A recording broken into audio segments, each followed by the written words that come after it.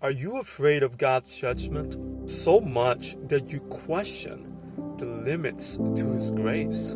So much that you turn away from Him because you're ashamed? Because you keep failing with sin over and over? Or you have a life full of sin? Well, good news. There's a perfect story in the Bible for you.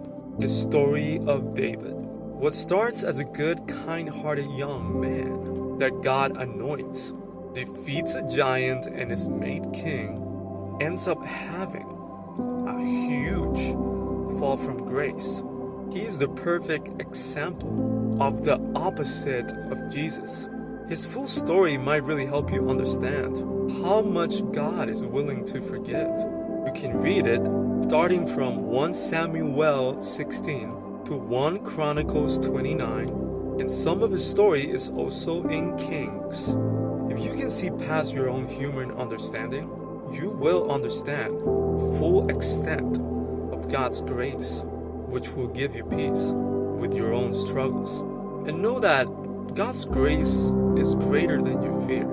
God's grace is beyond human understanding, and you should never put a limit on what God can or can't do. What most humans would never forgive, God would.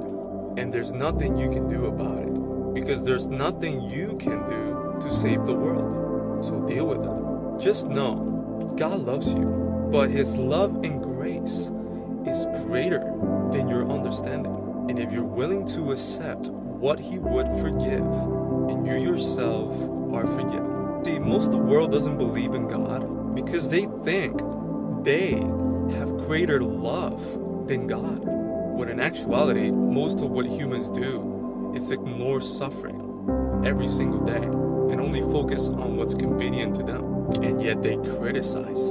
In actuality, God's greatest love is His grace, because humans would much rather kill than even think about grace. Because humans only love and have grace when it's convenient. God's grace is not something any of us deserve. So who are we to deem who is worthy of forgiveness? And I know that's a hard concept to grasp. And that concept alone keeps a lot of people away from God.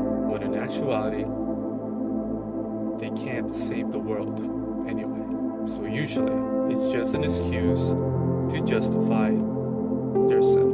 And through their sin, they justify other sins without noticing. Much love, God loves you, and I love you.